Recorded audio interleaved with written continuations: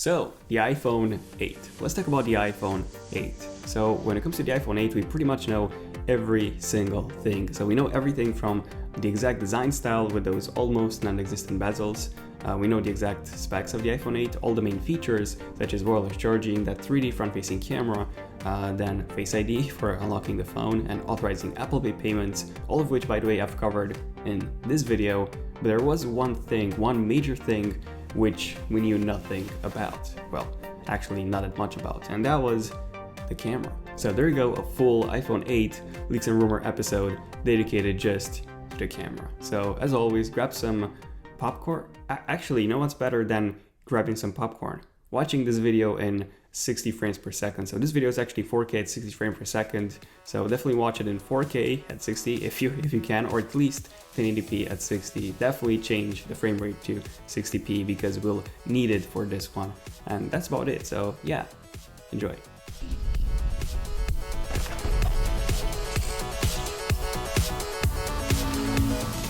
Okay, so the iPhone 8's camera. Here's everything that we currently know. So starting off with number one, we have the back-facing camera. So the visual changes on the back-facing camera. The main and the most obvious change would be the fact that the camera is now vertical. So this doesn't actually affect the visual quality at all, since basically the camera data is flippable in the operating system. So yeah, it's just vertical. However, what's definitely going to be noticeable are the two camera modules. So as you can see, now there's a much greater distance between the two modules than compared to what we had on the iPhone 7 Plus, especially with that True Tone flash now being in the middle. In the end, what this means is that depth mapping would work much better than on the iPhone 7 Plus, since you have a much greater distance between the two shots that those two cameras would actually take. Now, obviously, this would depend on the actual aperture opening. One of the lenses is still going to be a wide-angle lens, and then the other one is still going to be a telephoto lens. There's also a tiny hole that we've seen embedded into the dual camera module. Now, we've seen this in quite a few mock-ups, and even on that iPhone 8 clone that I've covered in one of my previous videos. At first I thought that that was supposed to be the microphone, but it's most likely not both an IR transmitter and an IR receiver, since the opening is way too small. My guess is that this might actually be a transmitter, and then the receiver being one of the two camera modules on the back. Now, obviously, this would mean that the cameras would need to be modified in order to support this, but yeah, either way, an IR sensor is expected on the back-facing camera on the iPhone 8, not just on the front. Okay, now when it comes to the actual specs of the back-facing camera, a big change, or one of the main changes actually, would be the inclusion of OIS, or optical image stabilization, on both camera modules. So currently on the iPhone 7 Plus, we only have OIS, or optical image stabilization, on the main lens, so the wide-angle module, which means that if you switched to the telephoto lens, or if you basically zoomed in twice, you would not only get much worse performance in low light, but the shots will actually be pretty shaky. And this will finally be fixed on the iPhone 8. Now, when it comes to the actual camera specs, we don't really expect any big changes on the back-facing camera. So 12 megapixel resolution, so same as on the iPhone 7, the iPhone 7 Plus, and even the iPhone 6s. Dual camera module, speaking of this, the iPhone 6s Plus would also come with a dual camera module, but the regular iPhone 7s would only come with a single camera module, just like on the iPhone 7. So the iPhone 7s Plus and the iPhone 8 would both have a dual camera module. Now, when it comes to the aperture, this is most likely going to be f1.7 at most. So currently on the iPhone 7 we have f1.8. Then on the Samsung Galaxy S8 we have f1.7, which is actually one of the main reasons why the S8 is actually better in low light than the iPhone 7 and the iPhone 7 Plus. But yeah, don't expect anything better than f1.7 on the iPhone 8. Hopefully f1.7. I would say f1.8, just like on the iPhone 7. Most likely. And that would actually be on the main lens. So the wide angle lens, not a telephoto one. On the telephoto lens, it would actually have a smaller aperture. So f2.8 is what we had on the iPhone 7 Plus. So this might be increased to f2.5 or 2.1 at most likely 2.5. Now, when it comes to the sensor size on the iPhone 8, this is most likely going to be increased. So currently we have 1/3 inches sensor on the iPhone 7 and iPhone 7 Plus. This is most likely going to be increased to about 1/2.5 inches to 1/2.8, which would actually put it into the Samsung Galaxy S8's territory, when it comes to low light. So hopefully this is going to happen, because low light on the iPhone 7 is good, but it can definitely be much, much better. Okay, so we've seen the specs. Now what about the features on the back-facing camera? Now when it comes to the features on the back-facing camera, we don't have anything too special here. So that's because the cameras on the iPhone 8, well, they're full of unique features, but most of them are actually on the front-facing camera. Now there is one major feature that's coming to the back-facing camera, and that's actually most likely going to be 4K video at 60 frames per second. Yeah, 60 frames per second. This would be a first for pretty much any phone. Now, the hint for this was actually found in the latest HomePod firmware, which actually leaked a ton of details regarding the iPhone 8. One of them being this line of code here showing 4K at 60 frames per second capabilities for both the front and the back-facing camera. And if you take a look at this line here, so the one on the top, we can even see HEVC encoding for up to 4K at 60 frames per second. So that's actually H.265. Yeah, 4K at 60 would be double the frame rate. So just to give you an idea, this is a 4K 60 frames per second video, or 60p video that you're watching right now, if it's 1080p or 720p. And this is 4K or 720p or 1080p at 30. So again, 60, look at my hand movement, and now this is 30. Again, look at my hand movement. 4K at 60 frames per second is going to be incredible. I mean, this is something that you don't even find on budget level cameras, especially when it comes to Canon. Yeah, Canon, we're all looking at you.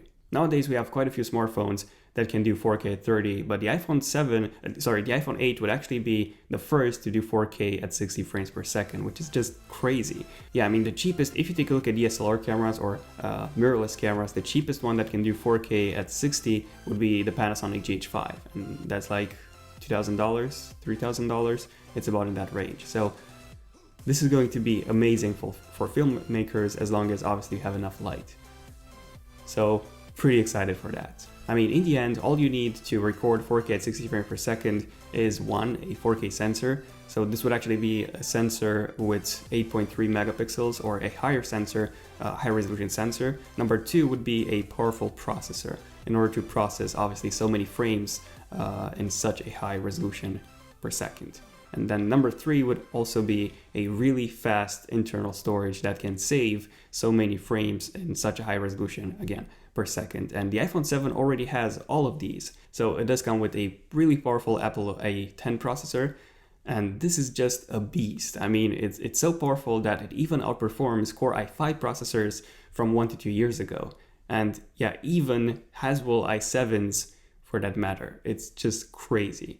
And since the Apple 11 chip is going to be even more powerful than the Apple A10, and that's because it's finally going to be based on a smaller 10nm process, then definitely going to be capable to record 4K at 60 frames per second. Now, 4K video, even at 30 frames per second, takes a ton of space. So when you record at 60, it's obviously going to take double the amount of space. Now, along with 4K at 60, we're also expecting to see finally an iCloud storage bump. So currently we only have 5 gigabytes of free storage, which is, I mean, this is just a joke, considering that Google basically offers you a limited storage, even though it's basically up to 12 megapixels and up to 1080p video. This was, by the way, just updated like a few months ago, I think. It was 8 megapixels and 1080p, now it's 12 megapixels and 1080p. I've actually switched to Google Photos from Apple Photos entirely just because of this, and multiple reasons actually. But yeah, Google Photos is much, much better than Apple Photos, and Apple is expected to be improving Apple Photos quite a lot, and especially iCloud storage with the iPhone 8. And finally, when it comes to the features of the back-facing camera on the iPhone 8, just as I mentioned before, one of them is going to be most likely an infrared sensor on the back-facing camera. So we are expecting to see an infrared sensor on the front-facing camera, and that's because Apple is going to be focusing a lot on AR in iOS 11. And AR would actually benefit a lot from an infrared sensor, since you can actually measure depth, which is not, I mean, it's possible even if you don't have an infrared sensor, but it's much more difficult. So since we are going to have one on the front-facing camera, I would say that it's most likely going to be there on the back-facing one as well. But by far the most exciting and also the biggest feature when it comes to the cameras on the iPhone 8 is not going to be AR or 3D cameras or anything like that. It might just be this one, and that's smart camera. The smart camera What's this?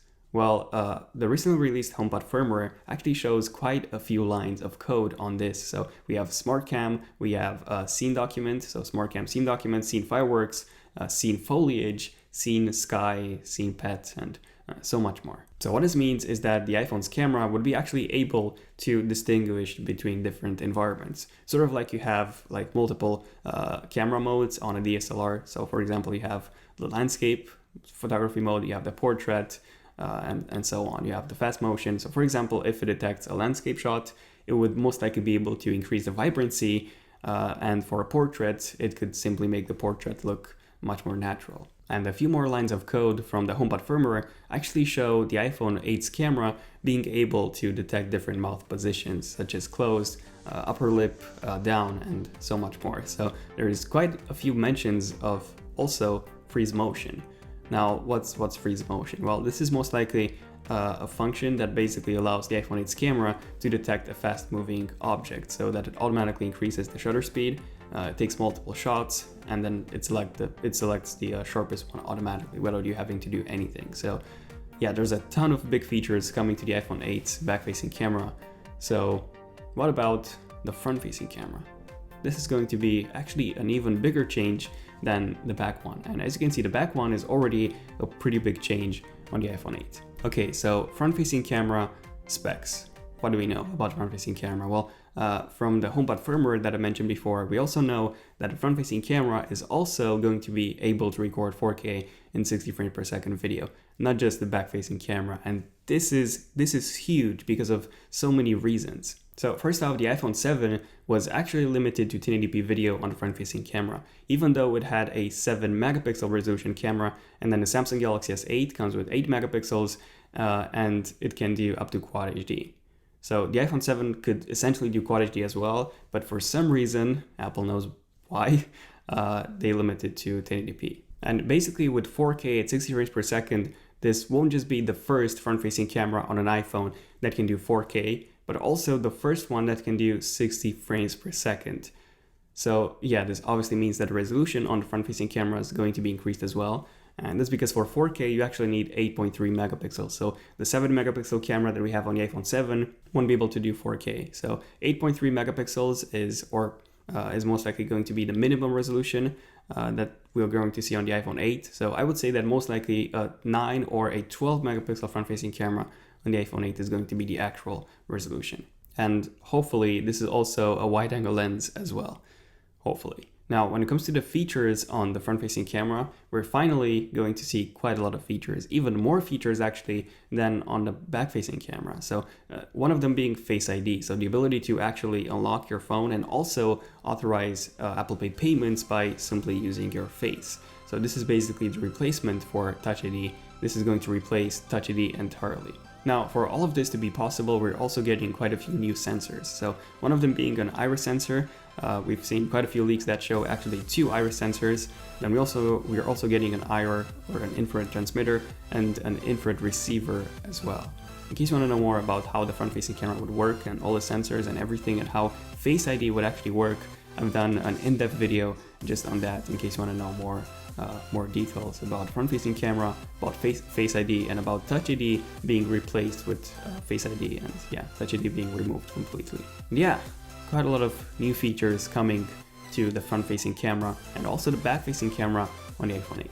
So what do you guys think about all these changes, all these updates, and what do you guys think about Apple not increasing the resolution, for example, on the back-facing camera, and just adding more features on the front one, and, improving the specs on the front camera, and focusing more on AR rather than the actual, resolution, or maybe even the actual quality of the back-facing camera?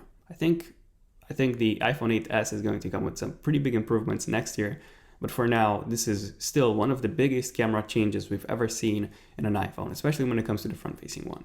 But yeah, other than that, if you want to see more iPhone 8 coverage, feel free to subscribe to my channel. It's free. And don't forget to enable notifications so that you're actually notified whenever I upload a brand new epic video. You can do that by simply tapping on that bell icon next to my channel. And in case you've missed my iPhone 8 clone unboxing and my iPhone 8 prototype hands-on review, definitely check out those videos as well. They're pretty interesting. Other than that, let me know in the comments if you were epic enough to make it until the end of this video by saying I was epic enough to make it until the end of this video.